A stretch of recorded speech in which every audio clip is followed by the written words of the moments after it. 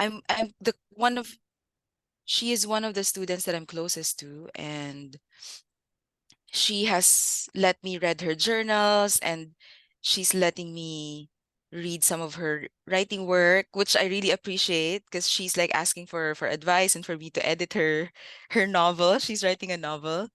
And she came to me about her problems at home, about her problems with her parents. So they were having like issues, and she feels like they're gonna get divorced soon.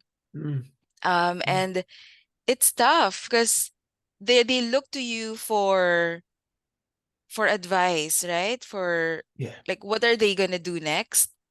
And honestly, I didn't know what to say, but not sure. Can tell me if I'm correct here, but I did tell her that it isn't your fault that this is Yeah. happening at You are home, you're correct. and this is okay, and this is something that your parents are responsible for, and you're not. Yeah, and I know that. Yeah, I told her that I know it really hurts because I've had my own family things at home, right. and it hurts. I didn't know what to do. I didn't know who to turn to. I wasn't sure if I could go to my friends. And I think that was what she was going through at that time. She came to me because she didn't want to tell her classmates out of shame. Hmm. Um, and so what would you say to that for you? Um, I'd say the way you handled it is absolutely correct. You Mm. reassured the student that it's okay to come to you. It's okay that Mm. you're kind of that beacon of safety to them, of hey, if anything happens, I can come to you. I trust you. I trust you enough to tell you what's going on at home. Mm. And you're giving her sound advice, because of course divorce is never it it involves the child, but it's never the child's fault. The child is in that situation, but it's not because of what they did. It's because of Yeah, something, the external factors. So the factors outside of their control. yeah, So yeah. definitely you did that correct. And I would definitely keep on speaking to the Checking. student, checking in with the student if whenever possible. And Mm. one of the things that I always remind myself is don't force out information, because when it comes to a Mm. child, you can't just ask them, "Hey, what's going on?" and then they tell you, "Oh, everything's okay," and then you just keep asking questions. But if they don't respond right away, then that's okay. It's Mm. it's completely okay. Some kids open up right away, and some kids don't. Right. Okay, that's good. Because I teach secondary. So Okay, so they're no longer like kids, but still kids. is that Um, middle school over there in Vietnam, or yeah, no? Okay, so it's like yeah, here, just like here in the U.S. yeah. So yeah, they I know that they're dealing with stuff at home. Because you can tell, especially like the grade 8 students, Yeah, yeah, the y- older ones, because they're getting the older, older ones. they're starting to get really involved in society and in life and Yeah, and seeing what's out they there. understand. They're learning how to understand, people and Right, what's right, going on at home, and it's not just, they know that it's not always happy. Relationships are not very easy to handle. So yeah, right. Oh, thank you for well, sharing what you. yeah, of course. I feel like you and I have that in common, that we're involved in our students' lives, Mm, but in different capacities. yeah, definitely. It's good. So guys, welcome to the podcast here. We're on the Cerebral Palsy and Fitness podcast. I'm here with forgive me if I mispronounce your name, but is it Odessa? Odessa. But you can call Odessa. me Odie. Yeah, you can Odie. call me Okay, Odie. that makes it easier. So I'm Yeah. here with Odie. She's actually a mentee for writers. She's also an author, and she also teaches children. She's also a teacher from the Philippines. So welcome, Odie. Thanks, David. I've been looking forward to this chat. I know, me too. We were just having a wonderful conversation about mentoring and how important it is in our lives, and Yeah. how pivotal it is to be involved in a child's life when it comes to tough situations. Uh, and also to kind of start off this podcast, you're a teacher yourself, so let's talk about your background a little bit. So, Hmm. uh, t- tell me about yourself and how you kind of what you kind of dealt with early in life and how you kind of got involved into education. Yeah. So I was in the Philippines for like the first 35 years of my life. And um, I did have teaching jobs and writing jobs, but my full-time job was always corporate.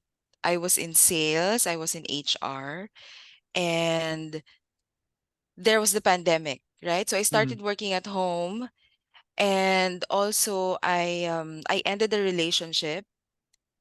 And I think that the pandemic had a major impact in all of us, I guess. Like yeah. everything shifted after the pandemic. So the pandemic also was the reason, one of the reasons why the relationship ended.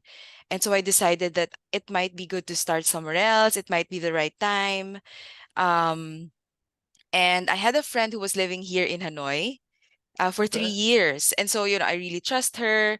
We've worked together in the past, and she's always been really welcoming. She would always say, "Hey, come here and visit and stay at my apartment."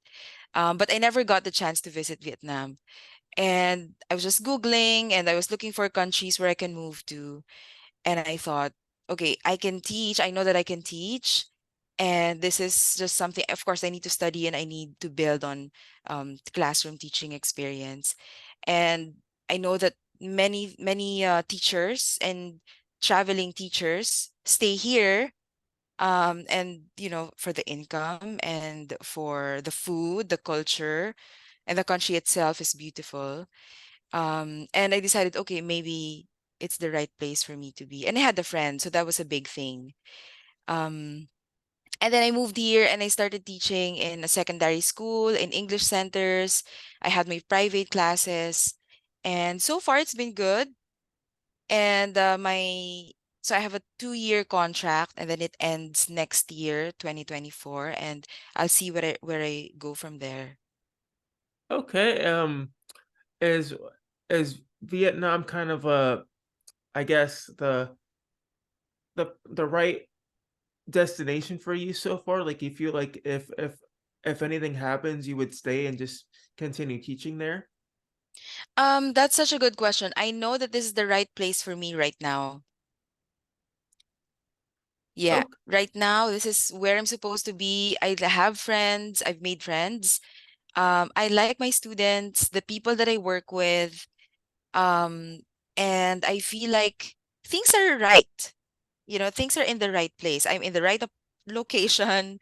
Um, and however, I don't feel like I will be staying here for like maybe or over 3 years or so. Um, I'd like to move. I'd like to see Europe at some point. I haven't been Okay. there. And yeah, we'll see. I'm looking at I do have some plans on like just finishing my contract and moving somewhere else. But of course that planning takes a lot of time, and Right. it takes money too. So I have a year. I have a year to plan. Yeah, we'll see. Well, that sounds fantastic, and it seems like you enjoy what you do. And you mentioned to me that you are a writer. So what individual or what things inspired you to kind of pursue writing? Yeah, so when I was a child, I remember writing on really small notepads.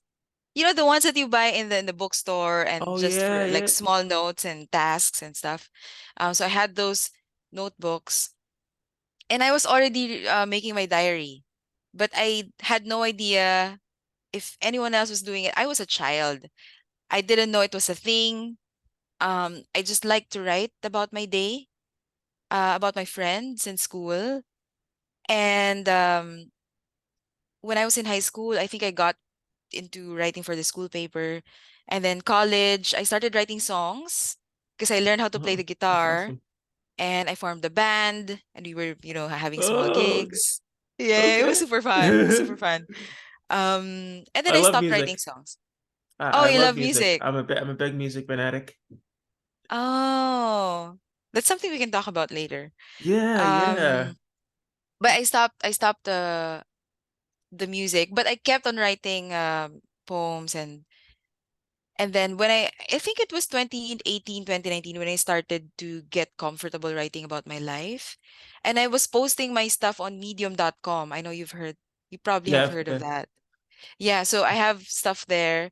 And then one of my articles blew up and it became quite popular. It was shared everywhere.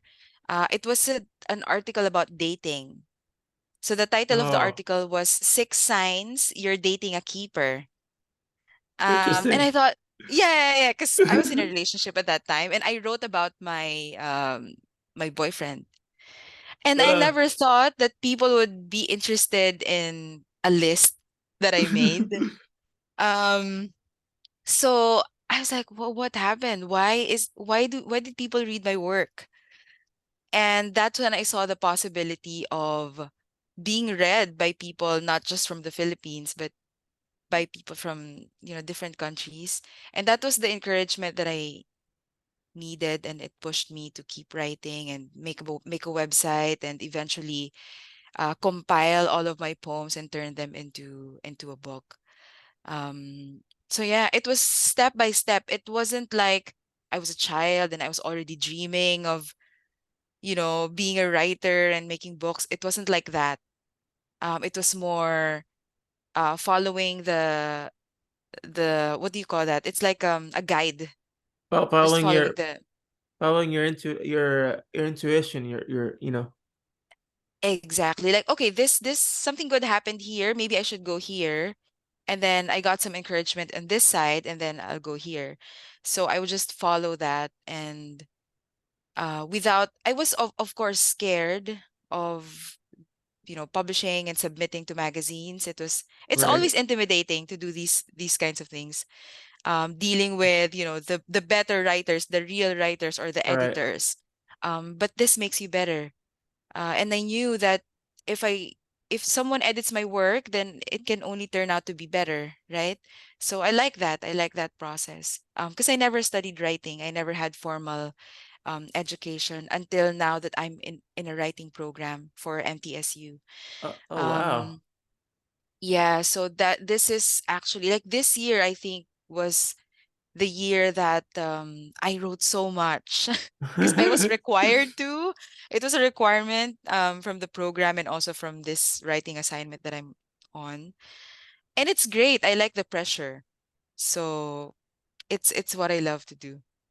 That's awesome. It's always great when you can find something you're passionate about and really pursue it and hone it Yeah, and make it your own and build something of yourself. Make yourself better every day, step by step. And you know, you're only you're only you. There's only one of you, and that's what matters.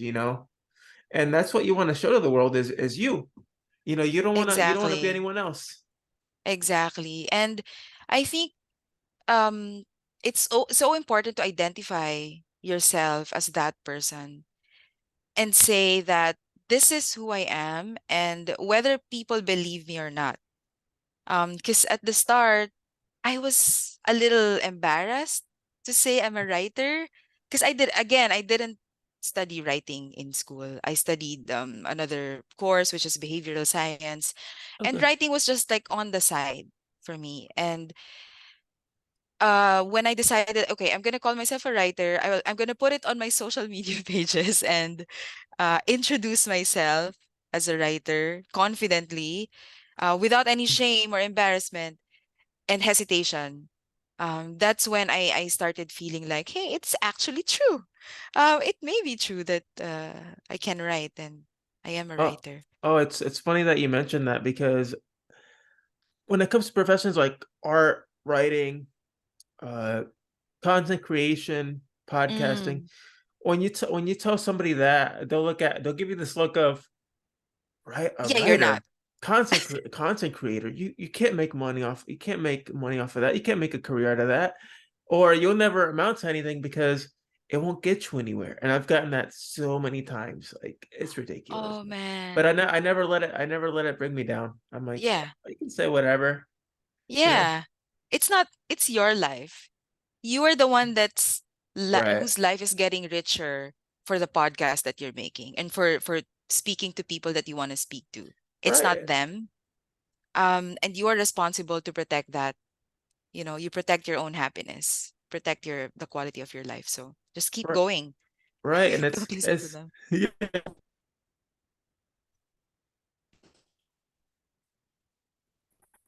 Oh, I think I lost your audio. Sorry, I lost your audio. Hello? No.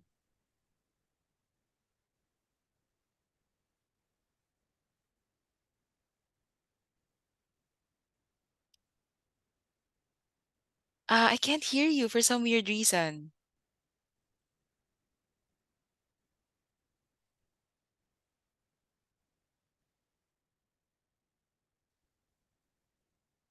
Maybe you can stop recording for a while.